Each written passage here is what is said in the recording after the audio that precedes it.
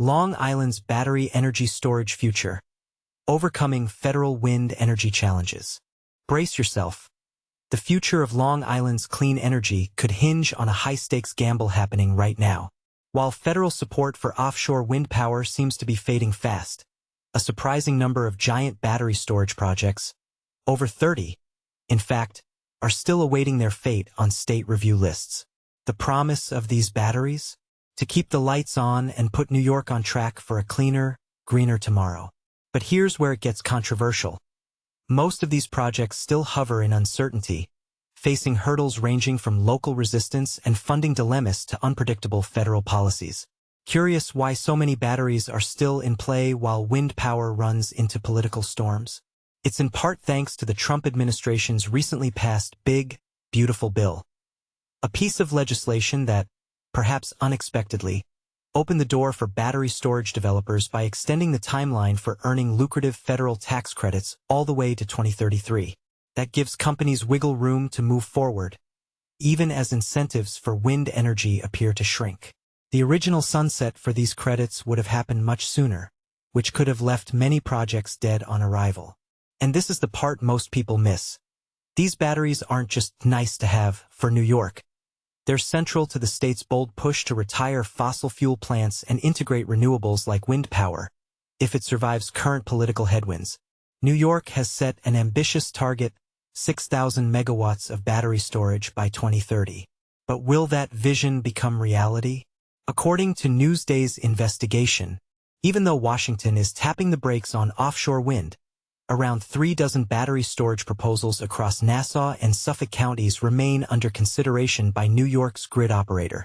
There's no promise that any given battery facility will ultimately be built. Progress depends on factors like community acceptance, local government decisions, private investment, and an often chilly reception toward clean energy in D.C. The Trump Big, Beautiful Bill quietly rewrote some of the rules, giving battery projects extra years to qualify for federal backing, injecting a new sense of possibility into a field that had started to look shaky. Now, here's where opinions could start to clash.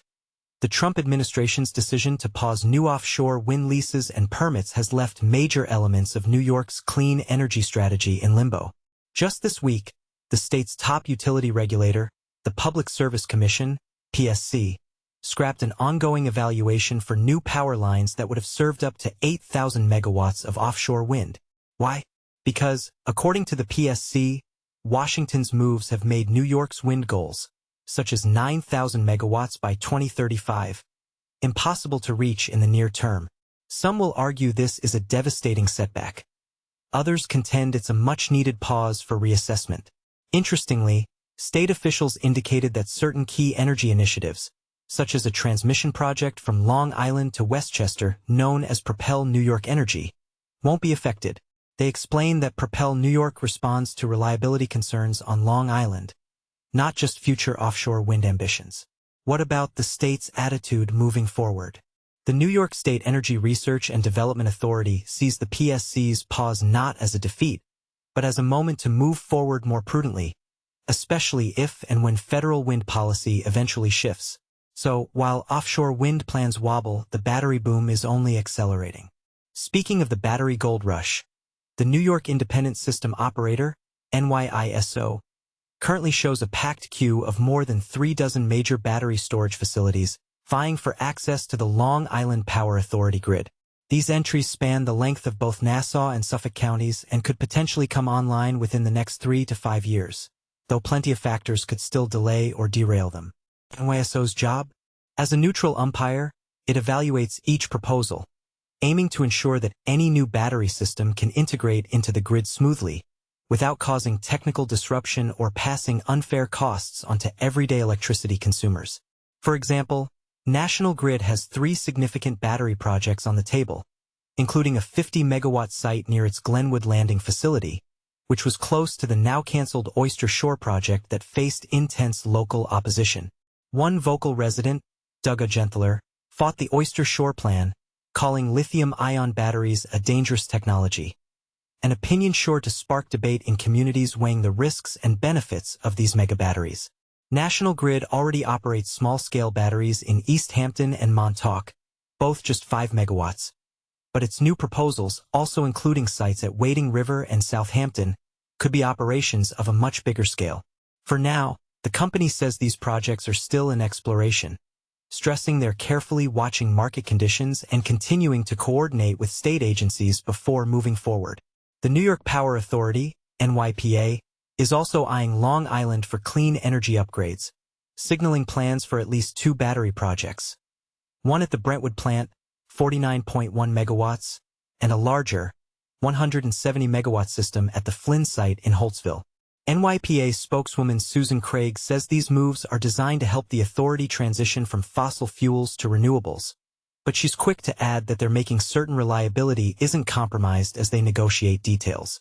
Key Capture Energy, KCE, an Albany company that's quietly become one of Long Island's most prolific battery proposers, has 7 facilities in the NYISOQ, scattered from Shoreham to Hauppauge and beyond. KCE's Chris Linsmeyer insists his company remains firmly committed to building storage capacity for Long Island, federal policy shifts notwithstanding. Several other players are vying for a slice of the battery action. Caithness Energy has dual projects in Yafank, totaling 90 megawatts. Holtsville Energy Storage is breaking ground on a 110 megawatts plant, while names like Kalmia Storage, Hanwha Q Cells, Daphne Energy, Empire Reserve Energy, Sweetwater's Energy Center, and Marathon Power have pitched projects ranging from 35 megawatts to a hefty 248 megawatts. As with East Setauket Energy Storage, each project targets a specific hookup to the regional grid, whether at substations in Riverhead, Greenlawn, Bethpage, East Northport, and more. And this is the part most people overlook.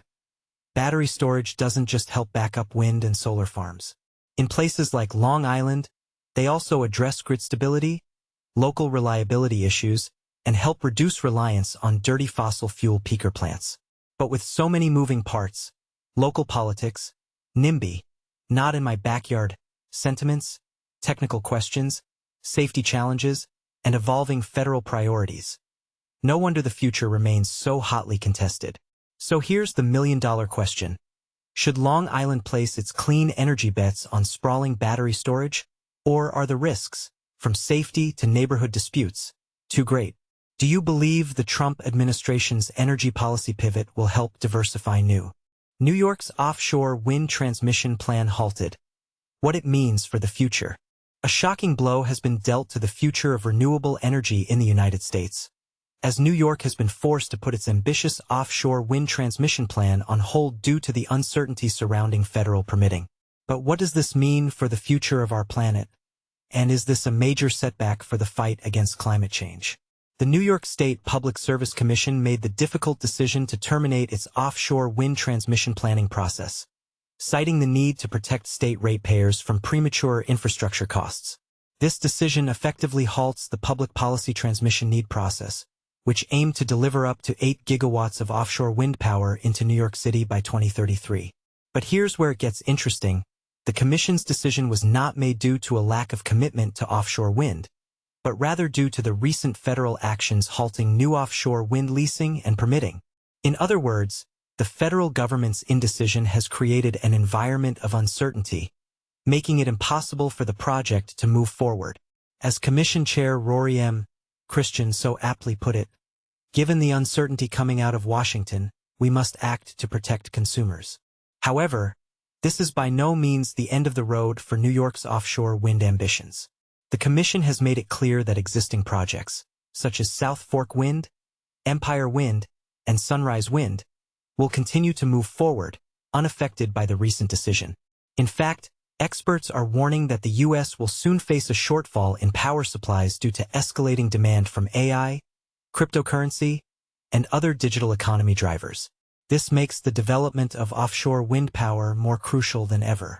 As Hillary Bright, Executive Director at Turn Forward, a nonprofit organization aiming to advance offshore wind power, so eloquently put it, shovel-ready offshore wind projects are poised to add major capacity to the U.S. grid just when it's needed most. So what's next? the Commission has directed its staff to apply lessons from the public policy transmission need process to future planning, focusing on affordability, reliability, and risk reduction. Further guidance will be incorporated into the 2026 Clean Energy Standard Biennial Review. But here's the thing. This decision has sparked a heated debate about the future of renewable energy in the United States. New York offshore wind update. Transmission development halted until federal conditions allow. New York State hits pause on offshore wind transmission projects amid federal hurdles. July 22, 2025. By Adriana Buljan.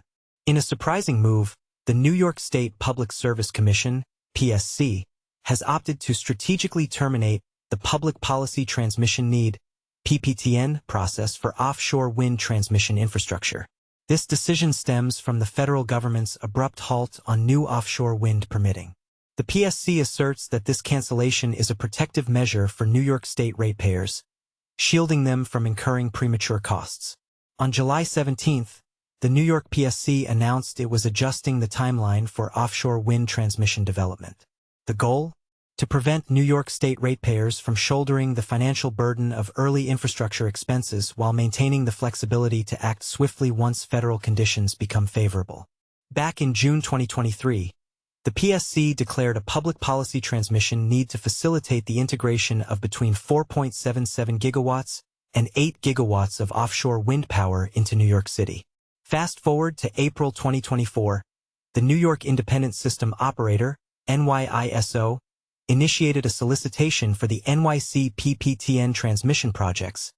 https://www.niso.com/documents//New York City Offshore Rewind Public Policy Transmission Need Project SOLI-CI-TATIO NPDF, aiming to connect nearly 4.8 gigawatts of offshore wind generation capacity to the state grid. NYISO had been meticulously evaluating the submitted solutions since April of the previous year, with plans to select the transmission developers in the fourth quarter of this year. Meanwhile, NYSERDA, which intended to launch the sixth offshore wind solicitation in the first quarter of 2026, began consultations early this year about the feasibility of procuring generation-only projects. These projects would rely on the New York City PPTN transmission project for their offshore grid connections. But here's where it gets controversial. The Commission decided to revoke its transmission need determination and halt the NYISO's evaluation process. This decision was prompted by the federal government's actions to suspend the permitting and construction of offshore wind farms. https://www.offshorewind biz/2025/01/21/us-president-trump-issues-executive-order-suspending-offshore-wind-leasing. According to the PSC, these federal decisions render achieving New York's offshore wind goals unattainable in the near term and undermine the core purpose of the transmission solicitation. Despite the termination of the PPTN process, the New York State government remains committed to laying the groundwork for future offshore wind transmission infrastructure. To this end, the PSC has instructed Department of Public Service, DPS, staff to integrate insights from the PPTN process into the review of Clean Energy Standard, CES, solicitation practices, as directed in the May 2025 CES Biennial Review Order. DPS staff will investigate coordinated strategies for planning offshore wind generation and transmission infrastructure. The aim is to mitigate project development risks, promote cost-effective solutions, and maximize reliability and affordability benefits for the state's ratepayers. According to the PSC, the Commission will also continue its work in existing reliability planning processes to pinpoint essential transmission solutions, including those identified through the coordinated grid planning process. In this context, the PSC has directed DPS staff, in collaboration with NYSERDA and the NYISO, to explore available clean energy solutions and incorporate these potential options into the next CES Biennial Review, slated for release in 2026. One of our paramount responsibilities is to safeguard consumers, stated New York PSC Chair Rory M. Christian. Given the uncertainty emanating from Washington regarding offshore wind, we must take steps to protect consumers by withdrawing our PPTN determination. However, this is merely a pause in our journey. We remain dedicated to addressing infrastructure needs for offshore wind in the future, once the federal government resumes leasing and permitting for wind energy generation projects. Currently, New York boasts 132 megawatts of offshore wind capacity integrated into its grid, courtesy of the state's inaugural offshore wind farm, South Fork, operated by Halted. Empire Wind 1, which Equinor resumed constructing, https://www.offshorewin.biz/2025/05/breaking-equinor-resumes-empire-wine-1-construction-as-us-government-lift